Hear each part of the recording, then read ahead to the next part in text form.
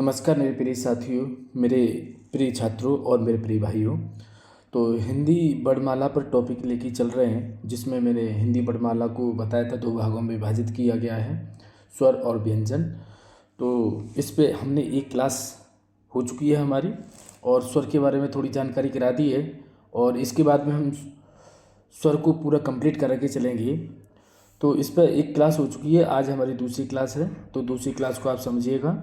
इसमें मैंने बताया था संधि स्वर, कृत्रिम स्वर, बनावटी स्वर के जो 2 प्रकार होते हैं, सजातीय संधि स्वर और मूल दीर्घ स्वर, इसी को कहते हैं। और विजातीय संधि स्वर और संयुक्त दीर्घ स्वर, मतलब विजातीय संधि स्वर को कहते हैं। तो ये 2 भागों में मैंने बांटा था, आज हम इस पर चर्चा करेंगे। अगर दोस्तों आपने हमारे चैनल को अभी तक सब्सक्राइब नहीं किया है तो वाईटी के हिंदी चैनल को सब्सक्राइब करके बेल आइकन को प्रेस कर लें, जिससे जो वीडियो आएगी उसका नोटिफिकेशन आपको मिल जाएगा। तो दोस्तों चलिए आज की क्लास का हम पहला पॉइंट लेके चलते हैं। पहली हेडिंग है हमारी, हेडिंग आप डाल सकते हो। पहली हेडिंग है सजातीय संधि, आप नोट्स बना सकते हैं, ठीक है। तो सजातीय संधि, स्वर और मूल दीर्घ स्वर। तो ये क्या होता है? सजातीय संधि स्वर या मूल दीर्घ स्वर वो होते हैं जो एक समान स्वरों की संधि से बने, यानी 2 स्वरों से जुड़ करके बने। जैसे मान लो अ और आ, इन दोनों से मिलकर के क्या बन जाएगा? आ। जैसे ये दिखा दिया मैंने आपको, है ना। छोटी ई छोटी से मिलकर के क्या हो गया? बड़ी ई बन गई। छोटे ऊ छोटे ऊ से मिलकर के बड़ा ऊ बन गया। यानी ये क्या है? सजाती माने एक जैसे 2 स्वरों से मिलकर के एक नया स्वर बनता है, उसकी संधि से एक स्वर बनता है, तो वही हमारे क्या कहलाते हैं? सजाती संधि स्वर या मूल दीर्घ स्वर कहलाते हैं। और ये दीर्घ स्वर होती है। ये क्या होती है? दीर्घ स्वर होती है। क्यों? इनको उच्चारण करते समय हमारी जो ध्वनि है वो लंबी होती है। जैसे आ, इसको बोलेंगे तो ई, इसको बोलेंगे तो ऊ, है ना। तो ये हमारे क्या है? ये हमारे दीर्घ स्वर। और ये अ ई उ, ये क्या है? ये ह्रस्व स्वर है, ठीक है। अब इसका दूसरा मैंने पार्ट बताया था, विजातीय संधि स्वर या संयुक्त दीर्घ स्वर, इसको देखेंगे हम, ठीक है।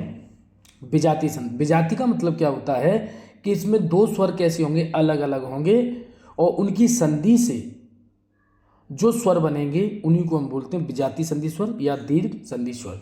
तो यही लिखा है मैंने, विजातीय संधि स्वर वे स्वर हैं जो अलग अलग स्वरों की संधि से बने हैं, ठीक है। तो देखेंगे हम, जैसे एक अ और एक ए, इन दोनों से मिलकर के क्या बना? ए, है ना। एक अ एक ए, इससे मिलके बना ए। अ उ से संधि से मिला है ओ, और अ ओ से मिलके बना है औ। तो ये हमारे क्या है? 2 विजातीय स्वरों से मिल उनकी संधि से एक स्वर बनता है, तो उनको विजातीय स्वर संधि या संधि स्वर या संयुक्त दीर्घ स्वर कहा जाता है। ए ओ औ, ये क्या है? दीर्घ स्वर है, ठीक है। 7 दीर्घ स्वर मैंने बताए थे, 3 ये रहे और 4 ये रहे, ठीक है। इस तरह से हम देख सकते हैं। चलिए, विजातीय स्वर को मैंने 2 भागों में बांटा है, देखेंगे। एक है गुण संधि स्वर और दूसरा है वृद्धि संधि स्वर, या इसको मिश्रित संधि स्वर भी कहा जाता है, ठीक है। चलिए आगे हम देखते हैं।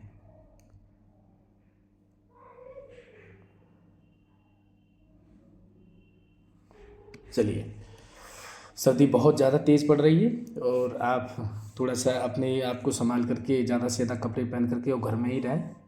सर्दी का प्रकोप बहुत ज़्यादा है, ठीक है। शीतलहर चल रही है। तो दोस्तों देखेंगे विजातीय संधि स्वर और संयुक्त दीर्घ स्वर। इसको मैंने 2 भागों में बताया था अभी आपको, गुण संधि स्वर और वृद्धि संधि स्वर, या इसको हम दूसरे नाम से जानते हैं मिश्रित संधि स्वर।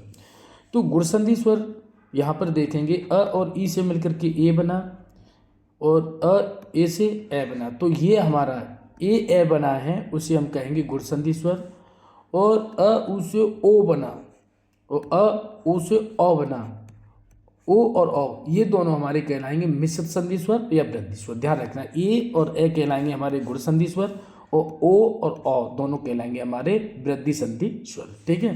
तो मैंने इसका स्ट्रक्चर में ही समझा दिया, इसमें कोई डेफिनेशन लिखने की कोई ज़रूरत नहीं थी। चलिए आगे बढ़ते हैं। आगे देखेंगे दोस्तों, उच्चारण की दृष्टि से हिंदी के स्वरों का वर्गीकरण किस तरह से किया गया है। तो कह सकते हैं उच्चारण की दृष्टि से हिंदी स्वरों का वर्गीकरण 3 प्रकार से किया गया है। नंबर 1, जीभ के भाग के आधार पर। नंबर 2, मुख के खुलने के आधार पर। नंबर 3, ओष्ठों और मुखाकृति के आधार पर। तो इसको मैंने सबसे पहले हम एक अगर बात पॉइंट को लेकर चलें, पहली हेडिंग डालें जीव के भाग के आधार पर, तो इसको भी मैंने 3 भागों में डिवाइड किया है, अग्रभाग, दूसरा मध्य भाग, तीसरा पश्च भाग। ठीक है, 3 भागों में इसको विभाजित किया है और इसको भी मैंने एक्सप्लेन आगे किया है, उसको भी हम देखेंगे। ठीक है, चलिए बढ़ते हैं आगे। तो हमने देखा कि पहला जो मैंने बताया था अग्रभाग, अब इससे कौन से स्वर का उच्चारण होता है वो देखेंगे। जिन स्वरों के उच्चारण में जीव का अगला भाग ऊपर नीचे उठता है, अग्रस्वर कहते हैं। जीव का अगला भाग जो है, जैसे मान लो ये जीव है हमारी, इसका जो अगला भाग है ऊपर नीचे उठता है। ठीक है, ऊपर जैसे ये जीव ऊपर उठा या जीव का हिस्सा ऐसे नीचे उठा, ऊपर नीचे उठता है, वो हमारे अग्रस्वर कहलाते हैं। जैसे ए, ई, रे, ए। तो ये हमारे जो 5 स्वर हैं इनको कहेंगे हम अग्रस्वर, अग्रभाग। ठीक है, अग्रभाग स्वर कह सकते। ठीक है, यानी है तो हमारे जीव के आधार पर ही बता रहे हैं, लेकिन ये अग्रभाग से हमारे ये 5 स्वर बोले जाते हैं। दूसरा है मध्य भाग। मध्य भाग का मतलब ये है कि ये जीव के मध्य भाग, जैसे हमारी ये जीव है और इसके जो जीव बीच में से जीव है, मध्य भाग है, वो थोड़ा सा ऊपर उठेगा, इस तरह से ऊपर उठेगा। ठीक है, बीच का जो मध्य भाग है वो ऊपर उठेगा, तो उसको मध्य भाग कहेंगे। जैसे हिंदी में अस्वर केंद्रीय स्वर है, इसके उच्चारण में जीव का मध्य भाग थोड़ा सा ऊपर उठता है। आप देख सकते हो, बोल के आप चेक कर सकते हो। ठीक है, तो जो छोटा अ है वही हमारे जीव के मध्य भाग से बोला जाता है। ठीक है, अब यहाँ पर थोड़ा सा मिस्टेक हो गया, इसको पश्च भाग करेंगे, पश्च भाग, मध्य भाग की जगह पर क्या करेंगे, पश्च भाग। ठीक है, हेडिंग यहाँ पर थोड़ा सा इसको गलत है, ये यहाँ पर आप कर सकते हैं पश्च भाग। तो पश्च भाग में क्या है, जिन स्वरों के उच्चारण में जीव का पिछला भाग सामान्य स्थिति से ऊपर उठता है उसे पश्च स्वर कहते हैं। देख सकते हो पश्च स्वर यहाँ पर लिखा है, तो ये पश्च भाग हुआ। ठीक है, ध्यान रखना। तो जैसे आ, उ, ओ, और आ। ठीक है, ये जो है अ और ओ, ये वाली, ये जो हमारे 6 स्वर हैं वो हमारे जीव के पिछले भाग से बोले जाते हैं, इसलिए इसे पश्च भाग या पश्च स्वर कहा जाता है। ठीक है, चलिए आगे बढ़ते हैं। इनको एक बार समझ लोगे तो आपको रटने की कोई ज़रूरत नहीं पड़ेगी। अब दूसरा मैंने पॉइंट बताया था मुख के खुलने के आधार पर। तो मुख के खुलने के आधार पर हमारे कितने भाग में बांटा गया है, तो वैसे 3 भागों में बांटा गया है। ठीक है, लेकिन इसको 4 भागों में डिवाइड कर दिया, एक संवृत स्वर, दूसरा विवृत स्वर, तीसरा अर्धविवृत स्वर और चौथा अर्धविवृत स्वर। ठीक है, अर्ध संवृत और अर्ध विवृत स्वर। ठीक है, तो इनको भी हम आगे डिफाइन करेंगे, इनको हम अच्छी तरह से देखेंगे। तो पहला हमारा पॉइंट है संवृत स्वर। जिन स्वरों के उच्चारण में मुख सबसे कम खुलता है, अर्थात लगभग बंद रहता है, यानी जब हम किसी स्वर का उच्चारण कर रहे हैं तो मुख लगभग बंद सा रहता है, हल्का सा खुलता है, तो उसे हम संवृत स्वर कहेंगे। जैसे ए, ई, उ, री। आप इसको बोल करके देखेंगे तो आपको पता चलेगा कि मुख का जो भाग है वो सबसे कम खुल रहा है। ठीक है, उच्चारण करते समय कम खुल रहा है, तो इनको हम क्या कहेंगे, संवृत स्वर कहेंगे, ई, उ, री। चलिए दूसरा पॉइंट है हमारा विवृत स्वर। तो जिस स्वर के उच्चारण में मुख सबसे अधिक खुलता है, विवृत यानी ज़्यादा खुलेगा। विवृत का मतलब एक बड़ा सा मुख बनेगा, इसका बड़ा सा वृत्त बनेगा, वहाँ पर वृत्त छोटा बनेगा, यहाँ पर वृत्त बड़ा बनेगा। जिस स्वर के उच्चारण मुख से सबसे अधिक खुलता है, अर्थात पूरा खुलता है, तो उसे हम कहेंगे विवृत स्वर। ठीक है, जैसे आ, जब आ बोल रहे हैं तो आपका मुंह इस तरह से खुल रहा है। ठीक है, तो ज़्यादा मुंह खुल रहा है, तो हमारा ये क्या हो गया, विवृत स्वर। ठीक है, चलिए आगे देखते हैं। अगला है हमारा अर्ध संवृत स्वर। संवृत स्थिति से कुछ अधिक खुलता है, यानी जो संवृत मैंने बताया था इससे थोड़ा सा ज़्यादा, जैसे अगर वो इतना खुल रहा है तो ये थोड़ा सा इतना खुल जाएगा, थोड़ा सा ज़्यादा खुलेगा। यानी कहने का मतलब है कि आधे से कम रहेगा, हम आधा नहीं कह सकते, आधे से कम रहेगा तो उसे हम कहेंगे अर्ध। अर्ध यानी आधा, आधे से कम संवृत स्वर। तो ए, ओ स्वर के उच्चारण में, यानी इनके एग्जाम्पल की अगर हम बात करें तो ए और ओ है, इनको आप याद कर सकते हो। चलिए आगे बढ़ते हैं।